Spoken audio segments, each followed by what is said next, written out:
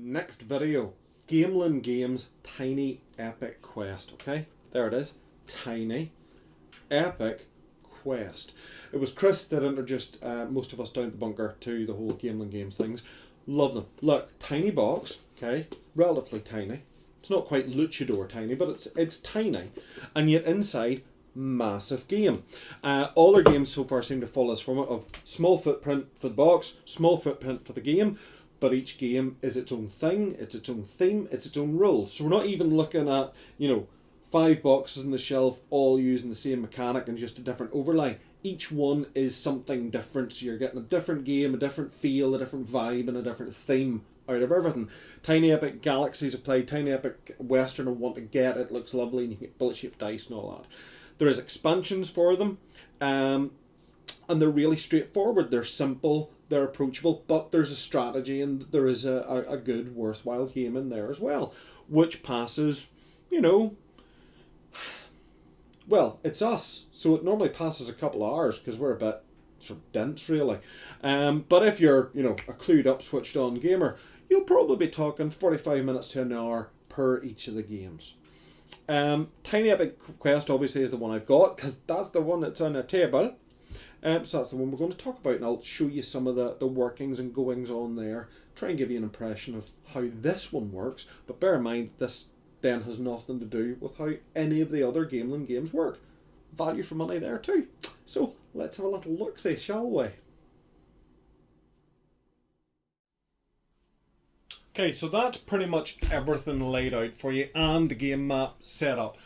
There's a couple of tiles are just going to go off view here on the bottom of your screen. But we'll go through it here, try and put it in context for you, both what the components are, how they work and whatnot. So we'll start off, as you might start off, with the map tiles themselves. And that's these tiles with the rivers and the roads and the little pictures on them. Okay, what you've got here is you've got 4 castle tiles, and these are the homes for your meeples for your 4 players. Yellow, green, red and blue. First thing you do is remove them from the stack of all your tiles, give the tiles a shuffle up. Next thing you'll do is lay out an inner cross, centre, bottom, top, left and right. Then, as you can see, you would set in your 4 castle tiles, and then following the instructions in the rulebook, you'll lay out 2 coastal tiles on each outside edge of that sort of central square. And that's the game map. Because the tiles are shuffled random, where everything is tends to be sort of different every time anyway. Tiles themselves have a number of different things, as well as our castle tiles with your home points. You're going to have things like spell obelisks. These are places where your meeples can go and try and learn new magic spells. Magic, by the way, is tracked up on the magic card up here at the top, and there's a tracker for the overall magic in the game world, and then each player has a colour icon to track where their competences are with spells and whatnot as well. You have goblin spawning points, or goblin portholes. There are 7 of them on the board. Goblin tokens come in 2 varieties. Well, 1 variety with 2 sides. Green is passive, red is aggressive. If at any time you're on the board and you want to move your meeple past a red aggressive goblin, you have to pay power points to be able to move past them, which would revert them back to being passive, or you can go in and fight them. The goblin tokens themselves have a small diamond, and then they've got their wound counters around the outside edge and a diamond on the tile itself that aligns when they're fresh. And then as you would fight them, that tile gets turned around until the goblin in question has been defeated. There are magic mushroom sites where you can get your lore and increase your magic ability, and there are temples where you can go on quests to try and get items. Each of the locations, by the way, has a certain number of meeples that can occupy it at any given time. including duplicates of your own meeples. But that's put across quite clearly in the rule book, so there's no point sort of going and labouring that now. The river separates each tile into a left and a right, and whenever you would finish your move and deliver your meeple into a new tile, you choose whether you're putting them into the left or the right side, depending on what activity you plan to do. Movement is generally all done during the daylight phase, and in the nighttime phase is when you would do things like explore, roll your dice to see if you manage to find stuff in temples, and try to learn new spells, things like that. But you can risk exhausting your characters if you don't sort of decide when you've pushed them far enough. So you've got an adventure side to your character card and a resting side, and if you go too hard you can end up being flipped into a resting state, and you lose any progress that you've made during the day phase. Movement is accomplished via these cards up at the top. There are 5 of them.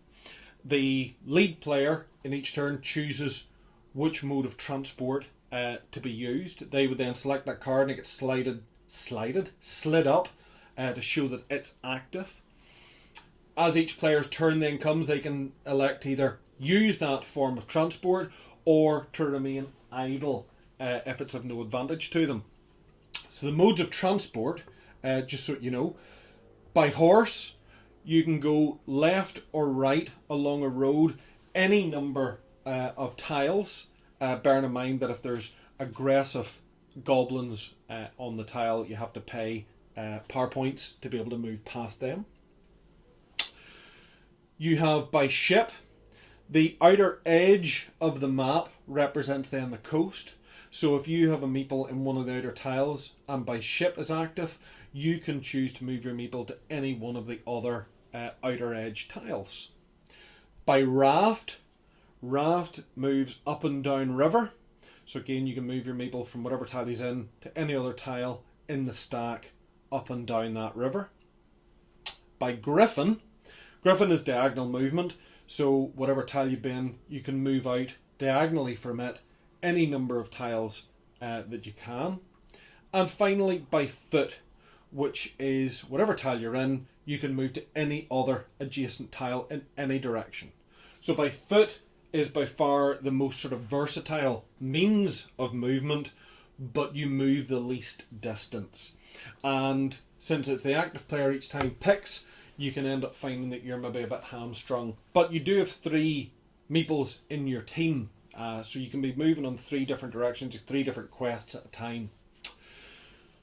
So the quests are how you score points. They're how you get stuff and how you score points as well, because you've got 5 turns in total to accrue the most victory points that you can. At any time, there are 3 quest cards out and available. Quest cards will usually be a movement style quest where you have to move a particular way or get to a particular place, or there will be item style quests where you have to get to a particular temple and try and explore it and get the item that's displayed. Regardless, if you complete a quest, that card is yours. The reward that's listed on the bottom of the card is immediately yours, and the card gets removed and put under your adventurer card then to keep a tally of how many points you've accumulated. Now, the items are kind of cute, because the items, and this is the little item stand, the items are 3D items, arrows and magic flips and swords and magic scepters and magic books, and the little meeples themselves have little handholds. See, they've got little holes in their hands. And you can equip each meeple with up to 2 items. If you end up with surplus items, if you've finished more quests and gained more items, you can keep them beside your adventurer card, and anytime you gather your meeples, 1 or more, up in your castle, you can swap items between the meeples, or indeed you can swap out items from your stash onto them as well. The meeple that's carrying the particular thing has the benefit of that thing there and then. We have a turn tracker as well, a little goblin face on it, and it records the 5 phases of the game, and that little tracker then can be moved down and around as you're going through the game. So magic tracker, tracking magic power, turn tracker, quests.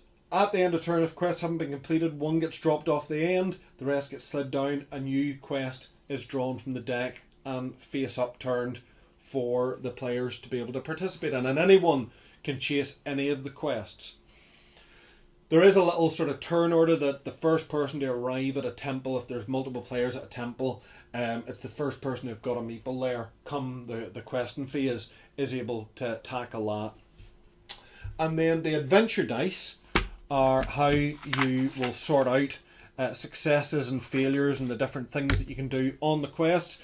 These are pictorial dice, and the bottom of the box serves both as a rolling bin for those, or the what they call it, the dice grotto, and it gives you an explanation for what the dice mean and what you can do with those as well, just as another handy little reminder. There is a little player token as well, first player token, and when the quest's open, and if in the first turn you've managed to complete a quest, it's got a quest closed slash, just to remind you not to discard the quest card because somebody's actually completed it. At the end of the phase, that'll get sorted out with who's got what there. That's pretty much it. In a nutshell, the only other thing to show you is the little adventurers card. So we'll do a quick clean up here and set that up for you to get a look at quickly too. Okay, so this is kind of the last part of Tiny Epic Quest that I need to show you. Well, I do need to show you, like, no point not showing you, okay? So this is one of the adventurers cards. There's a lot goes on with this, and there's a lot sort of happens in the night phase. That's where most of the resolution for your adventuring tends to take place. What you've got is you've got your adventuring card. It's got this side, which is when you're actively adventuring, and then this side when you're at rest. Now, what have we got here? Break this down for you. Your PowerPoints are up here with a little indicator showing your start and max, and your health points with their little tokens. These can change in the game as you kill goblins. It's your max level increases for like the number of goblins that you've killed, stuff like that there.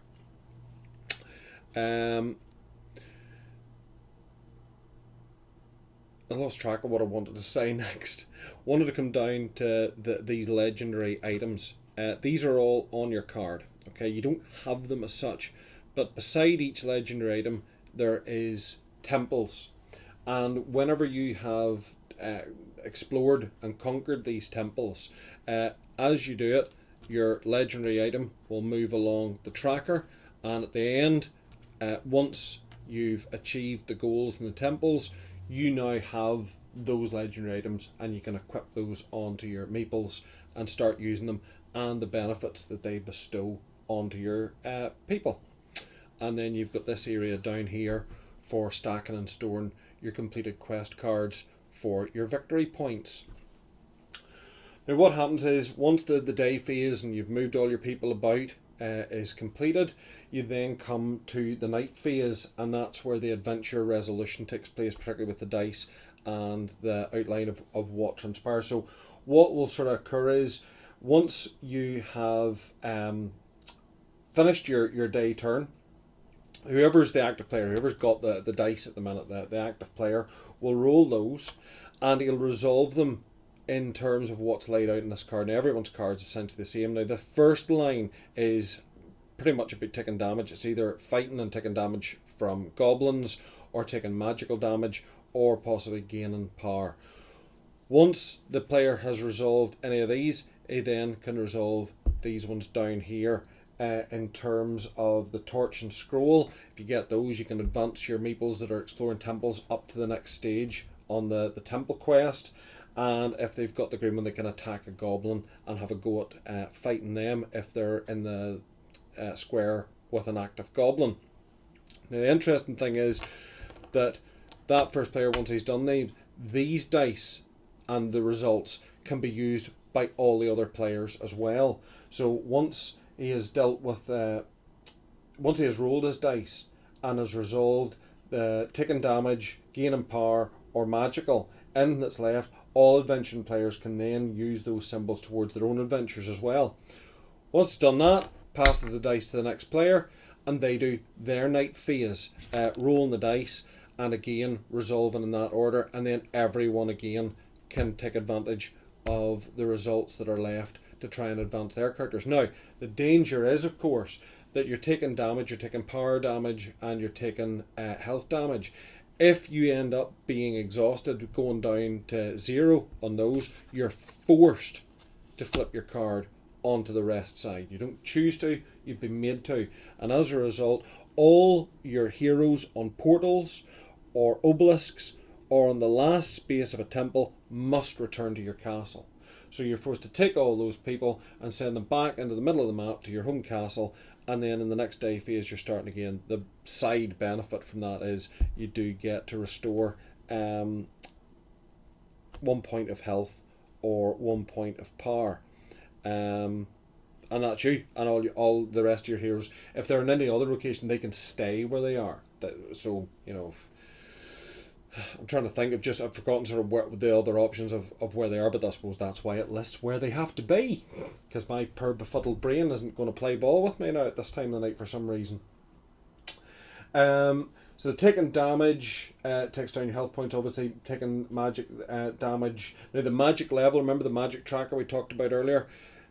The damage that you take can be increased not only by the dice, but also by the level that the magic tracker is at. So if that's starting to get up quite high, you're looking at taking more damage from that as well. And if your health, as I say, becomes 0, you're exhausted, and all little people go back to the castle. Gaining power obviously is kind of nice, but you know, it's the gamble. How far do you go? You can choose at any point to sort of say, right, that's me. I'm resting now. I'm not adventuring anymore. I'm not going to push my luck any further.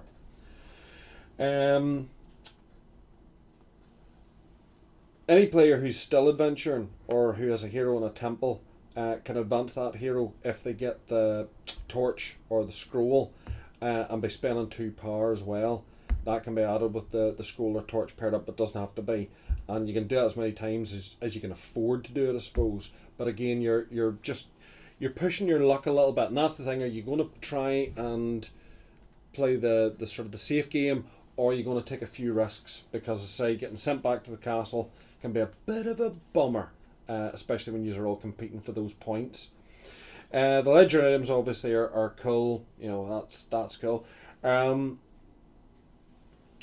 think that's kind of it. I think if I end up saying anything else, I'm just going to kind of reiterate. That kind of gives you the gist of what's going on with that. Once everyone's kind of dealt with that, once they've resolved all their heroes and you've had your rest, you move the magic token back to the first space on its tracker. You'll flip there's like an end phase list of things that you do. You'll flip the goblins green back to red. You'll fill up any empty portals in the map that the goblins have been killed in. You'll put new ones in. You'll reset your movement cards.